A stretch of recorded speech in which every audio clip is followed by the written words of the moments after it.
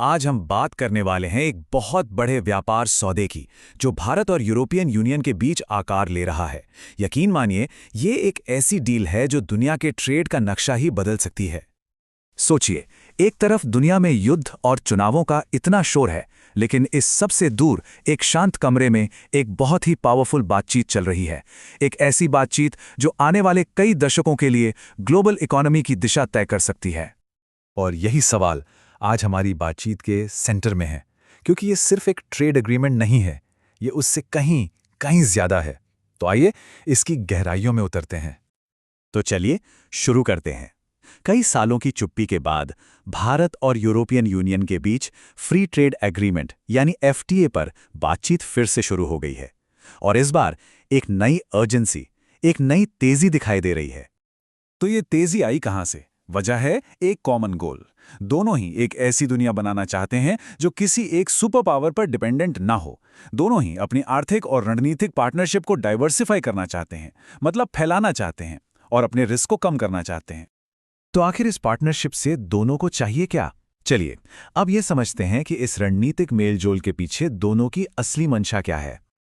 यहां देखिए, ये कितना दिलचस्प है कि दोनों एक दूसरे के लिए एक पजल के टुकड़े की तरह फिट होते हैं। यूरोप के लिए भारत एक बहुत बड़ा, तेजी से बढ़ता हुआ मार्केट है और यहां एक यंग वर्कफोर्स है, और हां, चीन के मुकाबले एक भरोसेमंद रणनीतिक ऑप्शन भी। वहीं दूसरी तरफ भारत को यूरोप से चाहिए कैपिटल और लेटेस्ट टेक्नोलॉजी, साथ ही अपने प्रोडक्ट्स के लिए एक बड़ा और प्रीमियम बाजार।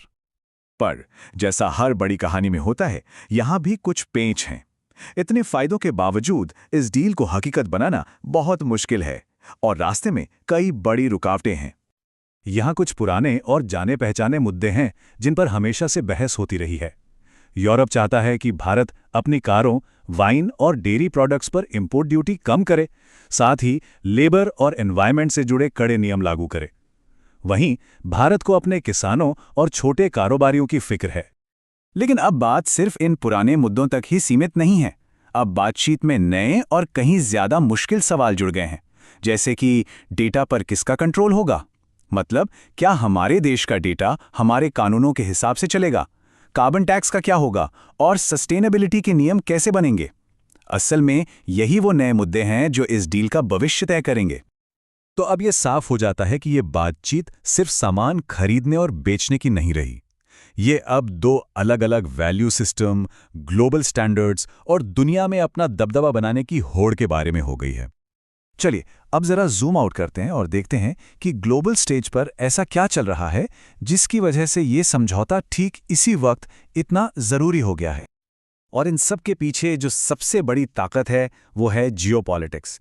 दुनिया भर की सप्लाई चेन्स चीन से बाहर शिफ्ट हो रही हैं। यूरोप को भरोसेमंद पार्टनर्स की तलाश है और भारत खुद को एक ग्लोबल मैन्युफैक्चरिंग और डिजिटल हब के तौर पर स्थापित करना चाहता है। आज के दौर में ट्रेड डील सिर्फ बिजनेस नहीं, बल्कि स्ट्रैटेजिक दोस्ती का दूसरा नाम है। और जरा इस डील का दायरा तो देखिए, ये कितना कितना विशाल है। ये सिर्फ कुछ चीजों तक ही सीमित नहीं है। इसमें मैन्युफैक्चरिंग से लेकर आईटी, क्लीन एनर्जी से लेकर हमारे स्किल्ड प्रोफेशनल्स की आवाजाही तक सब कुछ शामिल है। ये हमारी आज की इकोनॉमी के लगभग हर हिस्से को टच करेगा। तो आखिर में हम ये कह सकते हैं कि ये बातचीत सिर्फ एक सौदे से कहीं ज्यादा है। ये ग्लोबल रिश्तों में एक बहुत बड़े और बुनियादी बदलाव का इशारा कर रही है। ये सौदा एक बहुत बड़े बदलाव का संकेत है, और मजे की बात यह है कि यह बदलाव दोनों तरफ से आ रहा है। एक तरफ दुनिया अब भारत को सिर्फ एक सस्ते बाजार की तरह नहीं देखती। भारत अब टेक्नोलॉजी, इनोवेशन और भरोसेमंद मैन्युफैक्चरिंग में एक बहुत अहम इकोनॉमिक और स्ट्रेटेजिक पार्टनर के तौर पर उभर रहा है। और दूसरी तरफ यूरोपियन यूनियन भी खुद को बदल रहा है। वो अब सिर्फ नियमों में बंधा एक ब्लॉक नहीं रहा, बल्कि दुनिया की बदलती सच्चाई को देखकर ज्यादा फ्लेक्सिबल और स्ट्रैटेजिक बन रहा है, ताकि वो नए दोस्त बना सके। और शायद इसीलिए ये कहावत इस पूरी कहानी को सबसे अच्छे से बयां करती है। ये कोई जल्दबाजी का रोमांस नहीं है, ये एक लंबी और सोची समझी साझेदारी है, जहां हर कदम का एक गहरा आर्थिक और भू राजनीतिक मतलब है। तो आखिर में ये सवाल बचता है, आज के इस बटी हुई दुनिया में क्या देशों के बीच ऐसी धीमी, सोची समझी और रणनीतिक पार्टनरशिप ही पार का नया मॉडल है?